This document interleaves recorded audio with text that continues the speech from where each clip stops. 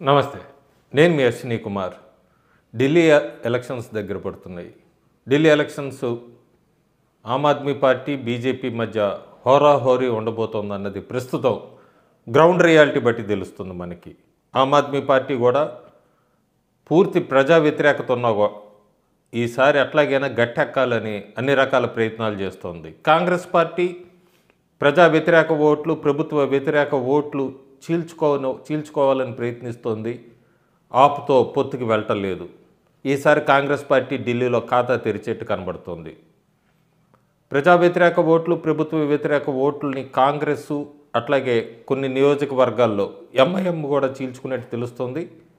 BJP ఏ మేర పోరాడగలదు అనేది అయితే వేచాడు. కానీ గతంలో దాదాపు గత 3 ఎన్నికల కన్నా కూడా బీజేపీ బలపడింది అన్నదైతే వాస్తవం. అది అధికారం దాకా తీసుకెళ్తుందా లేదా అనేది అయితే కౌంటింగ్ డే దాకా వేచి చూడాలి. అన్ని రకాల ప్రయత్నాలు చేస్తున్నారు. ఆమ్ ఆద్మీ పార్టీ వ్యవస్థాపకుడు లేదా మాజీ ముఖ్యమంత్రి అరవింద్ కేజ్రీవాల్ చాలా నీతివంతమైన మాటలు. ఆయన్ని మించిన వాడు లేడు భారతదేశంలో. మిగతా వాళ్ళందరూ కరప్టెడ్, అవినీతి పరులు. ఈయనొక్కడే ప్రజలకి లేదా ఢిల్లీని పూర్తిగా బాగు చేసే వ్యక్తుల అన్నది కూడా ప్రజల్లోకి తీసుకెళ్ళడానికి ప్రయత్నిస్తున్నాడు. కానీ చాలా చోట్ల ప్రజలు తిరగబడుతున్నారు ఆమ్ ఆద్మీ పార్టీ ప్రచారానికి వెళ్ళినప్పుడు.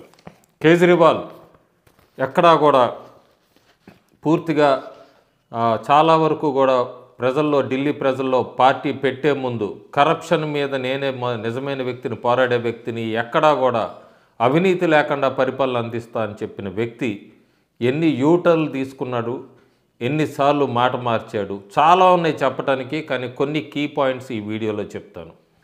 ఆయన ఎలక్షన్ల ముందు మొట్టమొదటిసారి ఎన్నికలు జరిగే ముందు ఢిల్లీలో నేను ఎక్కడా కూడా ఎలక్షన్లో పోటీ చేయను, నేను అసలు రాజకీయాలంటే నాకు ఇష్టం లేదు, నేను జీవితంలోనే ఏ పోస్టు తీసుకోను, నాకు అసలు పొలిటికల్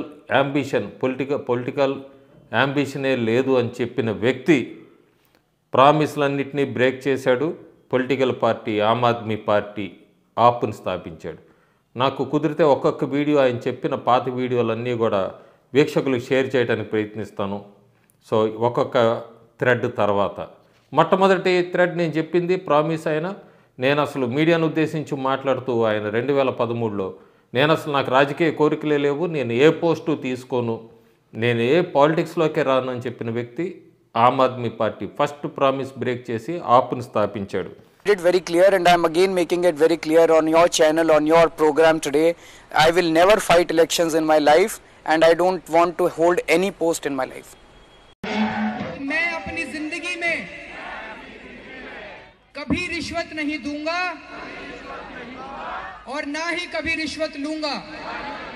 స్థాపించాక రెండోది, నా పార్టీకి ఏమన్నా డొనేషన్లు వచ్చినా, ఎవరైనా విరాళాలు అందించినా, లేకపోతే నా పార్టీ ఖర్చులు ఇవన్నీ కూడా వారం రోజుల్లో వెబ్సైట్లో పెడతాను. అంతేకాకుండా మా ఆమ్ ఆద్మీ పార్టీ తరఫున ఎమ్మెల్యేలు కానీ ఎంపీలు కానీ ఎవరూ కూడా బంగ్లాలు తీసుకోము, ఎవరూ వాళ్ళ సొంత ఇంట్లోనే ఉంటామన్నారు. పిల్లల మీద ప్రమాణం చేస్తున్నా అన్నాడు. బీజేపీతో బచ్చోంకి కసం ఆయన ఉపయోగించిన వాడు. నేను బీజేపీతో కానీ కాంగ్రెస్తో కానీ పొత్తు పెట్టుకోము, మేము సింగిల్గానే పోటీ చేస్తామన్నారు. తర్వాత కాంగ్రెస్ మద్దతు తీసుకున్నాడు ఆయన ముఖ్యమంత్రి అవటానికి. इसीलिए आम आदमी पार्टी जो है, हमने तय किया है कि हफ्ते भर के अंदर, आज चंदा आया, हफ्ते भर के अंदर उस चंदे की डिटेल्स हमारी वेबसाइट पे होनी चाहिए. बच्चों की कसम है, ना बीजेपी से गठबंधन करेंगे, ना कांग्रेस से गठबंधन करेंगे. बच्चों इस पार्टी से जो नेता जीत के आएंगे, जो लोग जीत के आएंगे, वो बड़े बंगले नहीं लेंगे. आप लोगों के इलाके से कोई आदमी जीता, वो आप लोगों के बीच में ही रहेगा, अपने मकान में रहता रहेगा, जहाँ रह रहा था वहीं रहेगा, उसको बड़ा बंगला नहीं रहेगा, आप ही की तरह जिएगा, उसकी कोई सिक्योरिटी नहीं होगी, कोई सिक्योरिटी नहीं लेगा इस पार्टी का आदमी. అంతేకాకుండా కారు తీసుకొని అన్నాడు, బంగ్లాలు ఏమి తీసుకొని అన్నాడు. ఆయన ఒక బంగ్లాకు బదులు 2 బంగ్లాలు అడిగాడు. ఆ తర్వాత మినిస్టర్స్ అందరూ కూడా పెద్ద పెద్ద కారులో తిరగటం మొదలుపెట్టారు. चुनाव से पहले आम आदमी पार्टी ने वादा किया था कि वो ना तो सरकारी गाड़ी लेंगे ना सरकारी घर, लेकिन चुनाव के बाद विश्वास मत हासिल करने के बाद ये शायद वादा कहीं भूल गई है आम आदमी पार्टी और अब खास बनने की कोशिश है। ये गाड़ियां जो आप देख रहे हैं ये सरकारी गाड़ियां हैं और जो मंत्री बने हैं आम आदमी पार्टी सरकार में ये उनकी गाड़ी है। ये राखी बिरला जो कि महिला बाल कल्याण मंत्री हैं उनकी गाड़ी है, ये जो उन्होंने ली है, जो सरकारी गाड़ी है। वहीं दूसरी तरफ ये जो गाड़ी आप देख रहे हैं इस तरफ, ये परिवहन मंत्री जो है सौरभ भारद्वाज, उनकी गाड़ी है। वहीं सोमनाथ भारती जो कि एक और मंत्री हैं अरविंद केजरीवाल सरकार में, इन तीनों ने ही जो है सरकारी गाड़ी ले ली है। वहीं अरविंद केजरीवाल ने भी अपना सरकारी घर ले लिया है। तो आम आदमी पार्टी जो चुनाव से पहले ये कहती रही कि नहीं लेंगे सरकारी गाड़ी, नहीं लेंगे सरकारी घर, लेकिन अब गाड़ी ले ली है। और ये ఇంకా తర్వాత ముఖ్యంగా చెప్పుకోవాలి 4వ పాయింట్, నేను అసలు లోక్సభ ఎన్నికల్లోనే ఎక్కడా పోటీ చేయను, అసలు నాకు లోక్సభ ఎన్నికలతో సంబంధం లేదన్న వ్యక్తి హుటిన వారణాసి పరిగెట్టాడు. వారణాసిలో ప్రధానమంత్రి మోడీకి అయిన నామినేషను ఎంపీగా వేసి వచ్చిన వ్యక్తి.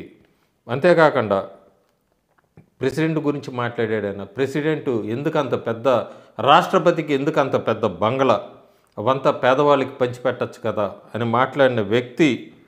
ఆయన శేష్ మహల్ గురించి అడిగినప్పుడు ఆయన ఇదంతా కూడా నా బంగ్లా కాదు, ఇదంతా పీడబ్ల్యూడి ఇచ్చిన డిపార్ట్మెంట్, ఢిల్లీ గవర్నమెంట్ వాళ్ళు ఇచ్చింది, ఇది నా బంగ్లా కాదు అంటూ కూడా మాట మార్చాడు. ये इतने बड़े बड़े घरों में रहते हैं, क्यों रहते हैं? ये हमारे इतने गरीब देश का राष्ट्रपति, पता नहीं कितने बताते 340 एकड़ का मकान है, कितने का उसका, इतना बड़ा मकान। दिल्ली की 40% आबादी झुग्गी झोपड़ी में रहती है। एक एक झुग्गी में 20-20 लोग रहते हैं। पैर फैलाने को जगह नहीं है, रात को सोते हैं तो पैर फैलाने को जगह नहीं। और एक आदमी 300 एकड़ के बंगले, उसको हम कह सकते हैं कि भैया बंगला खाली करो, थोड़ा आम लोगों को भी दे दो जगह। आपने बोला था कि आप आम आदमी जैसे रहना चाहते हो, सारे वीआईपी कल्चर ऑफ पावर में बिलीव नहीं करते हो, बट स्टिल टैक्स पेयर का 45 to 70 करोड़ आपके सिक्योरिटी और आपके रहन सहन में खर्चा होता है। नहीं, वो सब गलत है। वो सारी फिगर्स जो हैं इन्होंने बाजार में फेंकी हुई हैं। मैं एक चीज़ कहना चाहता हूँ, you are indicating towards the CM residence, construction of the CM residence, उसी की बात कर रहे हो आप। कि आपने बोला सिंपल लाइफ जीऊंगा, लेकिन आप भी तो पावरफुल लाइफ ही जी रहे हो। वो सीएम रेजिडेंस था, वो मेरा रेजिडेंस नहीं है। नंबर 1, वो दिल्ली सरकार के पीडब्ल्यूडी डिपार्टमेंट ने बनाया था। అంతేకాకుండా పార్టీ స్థాపించిన కొత్తలో ఎర్లీ డేస్లో అంతా కూడా గవర్నమెంట్ ఎవరైనా కూడా అడ్వకేట్స్ అవినీతి చేసిన వాళ్ళ తరఫున వాదిస్తే వాళ్ళని విమర్శించేవాడు. నాకు మా పార్టీలో ఎవరు అవినీతి చేసినా కూడా ప్రభుత్వ లాయర్లు కానీ ఎవరు కూడా వాదించొద్దు అన్నాడు. ఆఖరికి ఆయన ఎక్స్పెన్స్లు కూడా ఇవ్వద్దు లాయర్స్కి అట్లాంటి అని మాట్లాడిన వ్యక్తి. ఆయన సొంత కేసు ఇప్పుడు ఢిల్లీ ఈ ఎక్సైజ్ పాలసీకి సంబంధించిన వాటన్నిటికీ కూడా లాయర్లకి సంబంధించిన ఫీజు అంతా కూడా ఢిల్లీ గవర్నమెంట్ నుంచే ఇస్తున్నాడు. इस कानून में लिखा है कि अगर कोई भ्रष्टाचार करेगा तो सरकार उस भ्रष्टाचारी को कोर्ट में अपना मुकदमा लड़ने के लिए फ्री में वकील देगी। आजादी के बाद पहली बार यह कानून आया। सरकार के मन में कितनी दया है इन भ्रष्टाचारियों के लिए। क्लेम करते हो कि आप आम आदमी हो, आप ज़्यादा वीआईपी कल्चर बिलीव नहीं करते, एंड देन आपके लॉयर होते हैं अभिषेक मनु सिंघवी, वो करोड़ों में फीस लेते हैं। Where does the money come from? सरकारी लॉयर है वो, सरकार देती है पैसा। अब आप कहोगे सरकार क्यों रखती है इतने महंगे लॉयर, तो हम केस हार जाएं, ये क्या बात हुई? हम भी अपने बेस्ट लॉयर रखेंगे। हम केस क्यों हार जाएं? दिल्ली सरकार केस क्यों हार जाए? हम सारे केस जीते हैं अभी तक। And is he the best lawyer that you think? He is a good lawyer. You're happy with him? Of course. అంతేకాకుండా ఆయన ముఖ్యమంత్రి కాకముందు సిబిఐ, ఈడీ వీళ్ళందరూ కూడా సోనియా గాంధీని అరెస్ట్ చేయాలి, ఇన్వెస్టిగేట్ చేయాలి అంటూ ఓపదంపుడు ఉపన్యాసాలు ఇచ్చిన వ్యక్తి. ఆయన్ని ఏసీబీ వాళ్ళు అరెస్ట్ చేసినప్పుడు సిబిఐల మీద, ఈడీ మీద చాలా ఫ్యూరియస్ కోపం చూపించిన వ్యక్తి. చాలా రకాలుగా ప్రామిసులు బ్రేక్ చేసుకుంటూ వచ్చాడు. నేను చెప్పినట్టు కొన్నే ఉదాహరిస్తున్నాను. ఇంకా ముస్లింల్ని ఎలా ఎపీస్ చేసుకుంటూ వచ్చాడు ఆయన.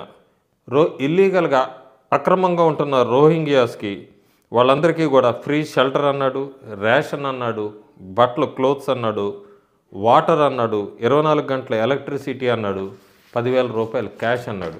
కానీ ముజామ్స్కి ఇమామ్స్కి వీళ్ళందరికీ కూడా జీతాలు ఇవ్వటం మొదలుపెట్టాడు. కానీ నాన్ ముస్లిమ్స్ ముఖ్యంగా హిందూస్ అందరికీ కూడా వివక్ష చూపించిన వ్యక్తి కేజ్రీవాల్. శాలరీస్ పరంగా చూసుకున్నా కూడా ఆమ్ ఆద్మీ అన్నాడు, సీఎం ఎక్కడ శాలరీస్ పెంచం అది ఇది అన్నాడు. శాలరీస్ అంతా కూడా 400% పెంచిన వ్యక్తి కేజ్రీవాల్. ఆ తర్వాత ఆయననే ఢిల్లీకి మాలిక్ని అంటూ కూడా ప్రకటించుకున్న వ్యక్తి ఎవరంటే అరవింద్ కేజ్రీవాలే. ఇంకా కాంగ్రెస్కి కాంగ్రెస్ అయిపోయింది, కాంగ్రెస్ పని ఫినిష్ అయిపోయింది, ఎవరు కూడా రాహుల్ గాంధీని సీరియస్గా తీసుకోవట్లేదు ఇవి అంటూ మాట్లాడిన వ్యక్తి కేజ్రీవాల్. కాంగ్రెస్ని పొత్తు పెట్టుకున్నాడు, కాంగ్రెస్తో పొత్తు పెట్టుకొని మళ్ళీ కాంగ్రెస్తో విభేదించిన వ్యక్తి, ప్రామిస్ మళ్ళీ యూటర్న్ తీసుకున్న వ్యక్తి. అంతేకాకుండా నా జేబులో ఎప్పుడూ కూడా రాజీనామా పత్రం ఉంటుంది, నేను అసలు సీఎం కుర్చీ అంటేనే నాకు అంత ఆశ లేదు అంటూ పలికిన వ్యక్తి ఆయన్ని ఈ లిక్కర్ ఎక్సైజ్ పాలసీకి సంబంధించి లేదా లిక్కర్ స్కామ్కి సంబంధించి ఆయన అరెస్ట్ చేస్తే జైల్లో ఉండి కూడా నేను పరిపాలిస్తాను తప్ప రాజీనామా చేయను అని చెప్పిన వ్యక్తి ఈ కేజ్రీవాల్. तो पहला सवाल जो अरविंद केजरीवाल से पूछा गया वो ये कि क्या आप इस्तीफा देंगे।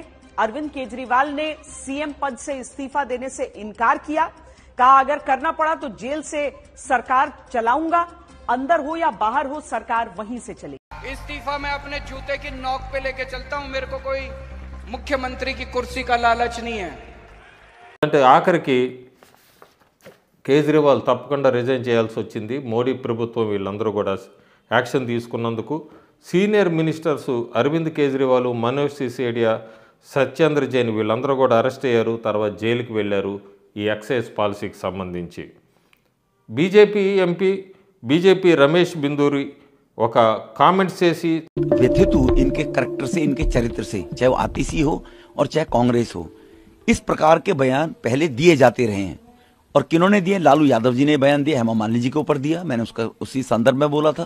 नरेश बालियान आम आदमी पार्टी का विधायक है, 2024 में फिर उन्होंने ये बयान को दोहराया 2024 के चुनाव में, तो आतिशी की चुप्पी रही और इस बात के लिए मैं दुख प्रकट करता हूं कि अगर किसी को खेद पहुंचा हो, लेकिन इन लोगों को उंगली उठाने का कोई इस बात के लिए राइट अधिकार ही नहीं बनता है कि वो ऐसे बयानों की करे, तो पहले अपनी गिरबान में वो लोग झांके। નીચ નરેન્દ્ર મોદીની સભાનો ખર્ચો કેમ નથી માંગતા તમે? નીચ કિસ્મનો માણસ, એનો ખર્ચો માંગો. અને હીરાબા આવીને પાછા નાટકો કરે, આપણને બોલતા શરમ આવે એટલી મોટી ઉંમરના વ્યક્તિ વિશે, પણ એ લોકો નથી શરમાતા. 70 વર્ષનો મોદી થવા આવ્યો, હીરાબા પોતે 100એ પહોંચવા આવશે, તોય મારા બેટા બે માંથી એક નાટકો બંધ કરતા નથી. ఆతిషి మెర్లోనా మీద తర్వాత ఆయన వెంటనే కూడా క్షమాపణ అడిగాడు తన అలా కామెంట్ చేసినందుకు. కానీ ఈరోజు కూడా గోపాల్ ఇటాలియా, ఆమ్ ఆద్మీ పార్టీ గుజరాత్కి సంబంధించిన వ్యక్తి, ప్రధానమంత్రి నరేంద్ర మోడీ మీద చాలా చీప్గా వ్యంగ్యంగా మాట్లాడిన వ్యక్తి ఈరోజు కూడా అపాలజీ కానీ క్షమాపణ ఇంతవరకు చెప్పలేదు. సో కేజ్రీవాల్ని తీసుకుంటే, కేజ్రీవాల్ ప్రామిసులు చూసుకుంటే నేను చెప్పినట్టుగా కొన్ని పాయింట్స్లో ఎక్కడైనా సరే నాకు ముఖ్యమంత్రి అసలు పార్టీనే స్థాపించను, నాకు రాజకీయాలంటే ఇష్టం లేని వ్యక్తి ఆమ్ ఆద్మీ పార్టీ స్థాపించటం, ఆ తర్వాత మాకు బంగ్లాలు వద్దు అన్న వ్యక్తి, సొంత ఇంట్లోనే ఉంటాం అన్న వ్యక్తి 2 బంగ్లాలు అడగటము, కారుల్లో తిరగటం, విలాసవంతమైన జీవితం, కాంగ్రెస్తో పొత్తు పెట్టుకుంటాం, కాంగ్రెస్ బీజేపీతో పొత్తు పెట్టుకోను, పిల్లల మీద ప్రమాణం అంటున్న అన్న వ్యక్తి కాంగ్రెస్తో పొత్తు పెట్టుకుంటాము, ఆ కాంగ్రెస్తో పొత్తు పెట్టుకున్నాక మళ్ళీ కాంగ్రెస్తో పొత్తు విభేదించటము, ఎందుకంటే రాహుల్ గాంధీని ఎవరు కూడా పెద్దగా పట్టించుకోవట్లేదని ప్రధానమంత్రి మోడీ మీద విమర్శనాస్త్రాలు వేయటము, ఢిల్లీని పూర్తిగా పక్కకు పెట్టడము, ఢిల్లీలో అభివృద్ధి అనేది కనపడదు ఎక్కడా కూడా చూస్తే. ఆఖరికి తెలంగాణ ముఖ్యమంత్రి కూడా మాట్లాడుతూ ఢిల్లీలో పొల్యూషన్ ఎట్లా ఉంది, కాలుష్యం ఎట్లా ఉంది అంటూ కూడా ఆయన కూడా మాట్లాడుతూ కేజ్రీవాల్ యమునా నది క్లీనింగ్ దగ్గర నుంచి ఏ ప్రామిసు గత 11 సంవత్సరాల్లో ఒక్కటి కూడా చేయలేదు. చాలా వీడియోస్ చేశాను. ఈ వీడియో కూడా ఏంటంటే ఒక సబ్స్క్రైబరు కామెంట్స్లో పెట్టాడు, అరవింద్ కేజ్రీవాల్ ఆయన చెప్పినవన్నీ చేస్తున్నాడు, నరేంద్ర మోడీ లేదా బీజేపీ భయపడుతోంది కేజ్రీవాల్కి అన్నందుకే ఈ వీడియో చేయాల్సి వచ్చింది. 2011 నుంచి 13 నుంచి 2024 దాకా చూస్తే కేజ్రీవాల్ అంతా కూడా అవినీతిమయంలో కూరుకుపోయాడు, రంగులు మార్చిన వ్యక్తి. మహారాష్ట్ర ఎన్నికలప్పుడు నేను ఒక వీడియో చేశాను, మహారాష్ట్ర ప్లీజ్ ఓట్ వైజ్లీ అని. ఇప్పుడు కూడా ఢిల్లీ ప్రజలకి ప్లీజ్ ఓట్ వైజ్లీ. మీకు కనుక ఢిల్లీ అభివృద్ధి కావాలి, అభివృద్ధి సాధించాలంటే ఇట్లాంటి అవినీతి పరుల్ని, మాట మార్చే ఓసరవల్ని వీళ్ళందరినీ పక్క పెట్టండి. మీకు నచ్చిన పార్టీని ఎన్నుకోండి. ఎవరైతే ఢిల్లీలో అభివృద్ధి చేస్తారో వాళ్ళకి ఓటేయండి. క్లియర్గా మళ్ళీ చెప్తున్నాను, డబుల్ ఇంజిన్ సర్కార్ అనేది చాలా రాష్ట్రాల్లో పురోగతి సాధిస్తోంది. సో ఢిల్లీ ప్రజలు ఎలక్షన్లు దగ్గర పడుతున్నాయి, వాళ్ళు ఓటుని సక్రమంగా వినియోగించుకొని వాళ్ళకి అభివృద్ధి చేసే పార్టీకి ఓటేస్తారని ఆశిద్దాం. Thank you.